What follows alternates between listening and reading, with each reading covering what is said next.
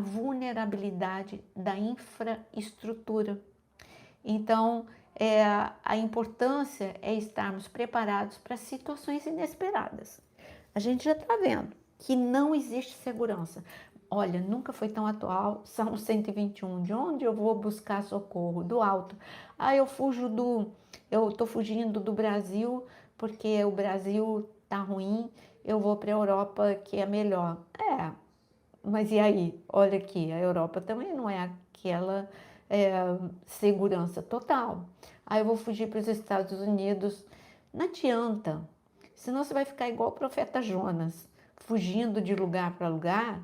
Quer dizer, o profeta Jonas não fugiu de lugar para lugar, ele fugiu aonde ele achava não é muito complicado Nínive e é complicado para mim porque eu não aceito, porque eu não perdoo e esse povo não merece. Eram outro tempo, outras razões.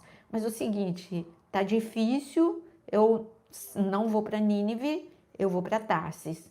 Então, essa atitude sem uma direção de Deus, tá difícil em um lugar, eu vou para outro, você só pode tomar essa decisão debaixo de muita oração, debaixo de muita. É direção de Deus? Vai com certeza que Deus te abençoa. Se não, você vai ser tomado de surpresa, porque hoje não tem segurança no mundo. A tua segurança é Cristo. Qual era a segurança de Raabe? A segurança de Raabe era no muro? Não, o muro ia desabar. Era nos moradores de Jericó? Não, eles iam ser derrotados. E de onde veio a tranquilidade de Raabe? A segurança dela era Deus.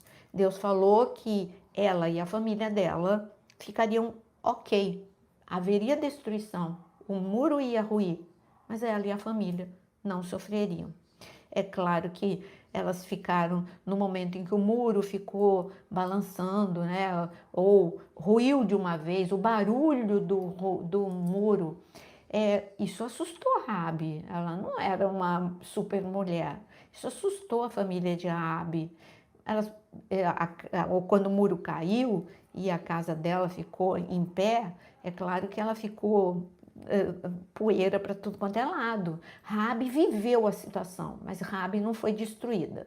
O que eu quero dizer é que a gente está no mundo, que nem Jesus disse, né? Pai, eu sei, eles estão no mundo, né? Eu não estou falando para tirar eles do mundo, mas livra-os do mal. Esse é o momento que você tem que orar, não é ficar desestabilizado. É o momento que a gente precisa ser prudente, precisa ter conhecimento, discernimento e a gente precisa de verdade se firmar na palavra de Deus e ficar estabilizado, porque o mundo vai piorar. Eu não tenho aqui uma boa notícia, como muitos dizem, não, a igreja vai mudar o mundo, a igreja vai mudar a economia, a política, é a teologia dos sete montes, é a igreja com a influência e melhorando o mundo. Não é isso que a Bíblia fala. A Bíblia fala que o mundo jaz no maligno, a Bíblia fala que o mundo vai estar debaixo de julgamento, Jesus fala isso, Apocalipse fala isso, Jesus fala isso. Então, eu preciso me preparar para dias difíceis e não ficar apavorado e nem ficar também. Você não pode ficar nem alienado, nem apavorado e nem desestabilizado pela teoria da conspiração. Cuidado, né? A teoria da conspiração leva muita gente à loucura e faz com que a gente pareça, quando você fica falando da teoria da conspiração por aí, repassando para frente, tira a credibilidade, né? Aí as pessoas que ainda não servem a Deus falam, não vou na igreja, a pessoa emburrece quando vai para a igreja. Não, se a pessoa perguntar, você vai falar com entendimento, com sabedoria, com informação, com atualização. Você precisa estar muito atualizado. Não, eu sei sobre a igreja, sobre a guerra da Rússia e da Ucrânia, eu estou sabendo, sei. Mas tranquilo, Jesus avisou, só disse para a gente não ficar com medo, porque é necessário. Mas é tranquilo, isso é necessário, porque está escrito na Bíblia que o mundo vai globalizado, vai ficar dividido, mesmo globalizado, vai ficar dividido em dois blocos. Então, tranquilo, é isso mesmo. É o Oriente, é o Ocidente. Então a pessoa vai ver que você entende de geopolítica, você entende de geografia, entende de história, entende de Bíblia. Bom, voltando a falar do apagão. Se você me perguntar assim, por que o kit sobrevivência que foi pedido foi tão perto do apagão? Alguém já sabia? Assim, aí a gente vai ter que ir para um outro lado, o grande reset. O grande reset, o erro de todo mundo, o que é o grande reset? Já vou explicar. O erro de todo mundo foi dar uma data para o grande reset. Se você procurar, pode exaustivamente procurar no meu canal.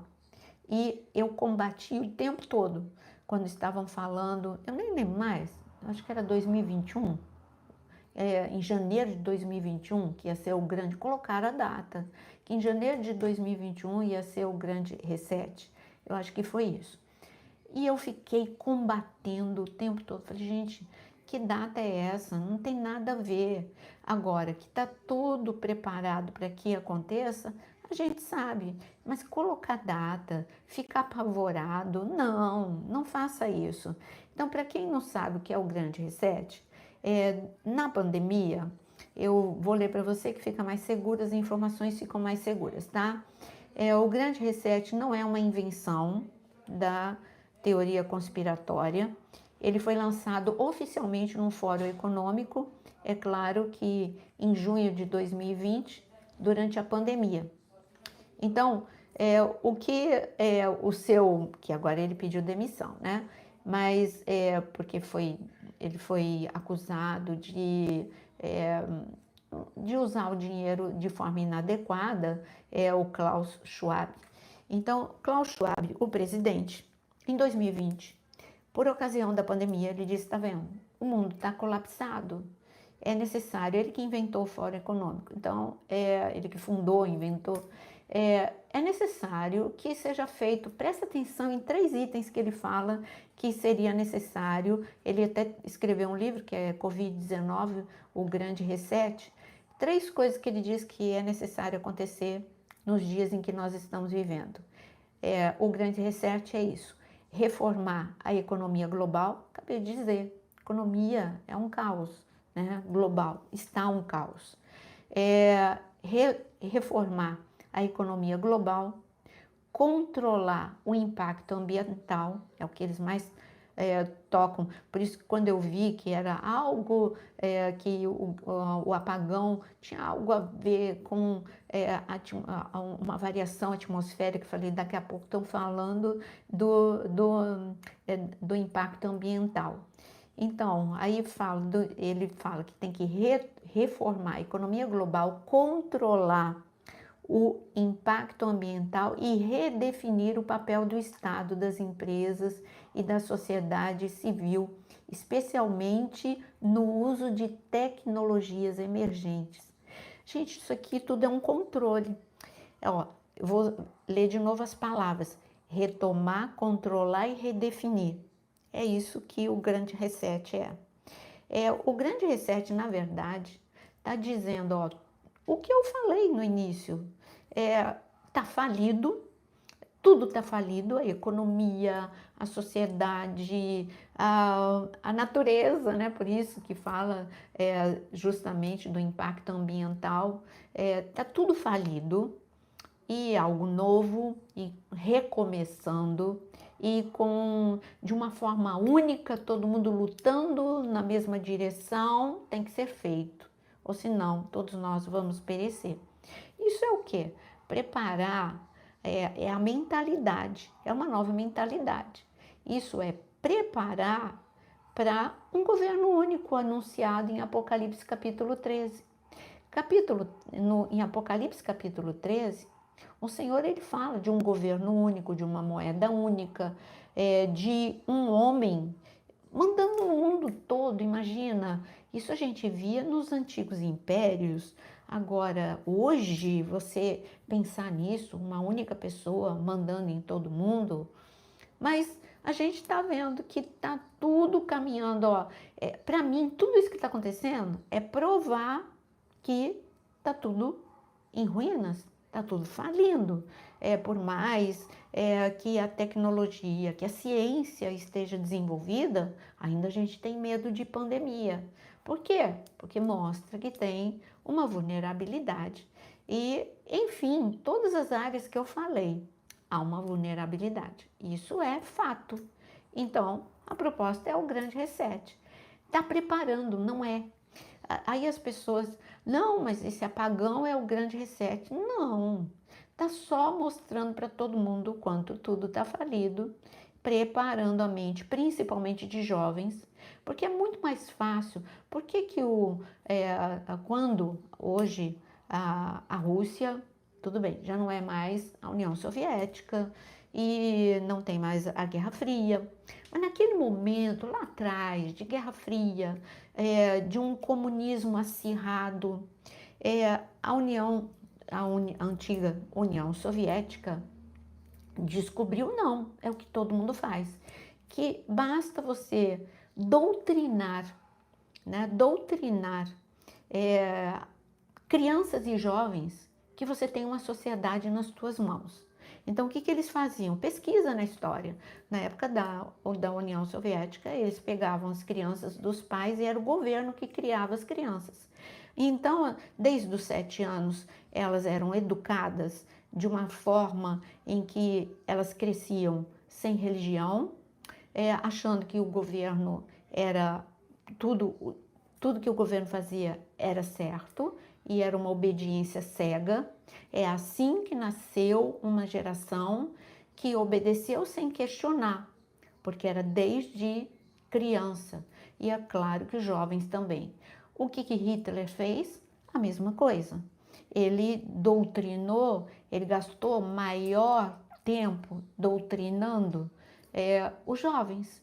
E os jovens ficaram convencidos, porque foi tanto ataque na mente deles, né? Foi tanto ataque que eu digo, doutrina mesmo, na mente deles, na escola, em todos os lugares, de que judeu tinha que ser eliminado, que a raça ariana tinha que ser a única, e eles foram convencidos de algo que eles achavam certo. Então, por isso é que as nossas universidades aqui no Brasil também estão doutrinando a mente dos nossos filhos e netos. E o que é que eu tenho que fazer? O mesmo que Daniel fez. Se você investir, presta atenção no que eu vou falar, eu vou continuar no assunto que a gente está. Se você investir pesado nas crianças e nos jovens, da mesma forma que as trevas investem pesado, nós vamos ter uma geração posicionada, fortalecida como Daniel. Daniel, a mesma coisa, quando ele foi para a Babilônia, o sistema da Babilônia não era o sistema de, digamos, escravidão, que não era, eles eram, tudo bem, eles eram um povo rendido, vencido e exilado. Mas eles não eram aquela escravidão do Egito, aquela escravidão de serem chicoteados, de trabalhadores braçais, de duro trabalho, de grande opressão. Não, foi tão confortável os 70 anos que eles passaram lá na Babilônia, que na hora em que Esdras começou a ir embora, muita gente não queria ir embora com Esdras, porque a Babilônia era bonita.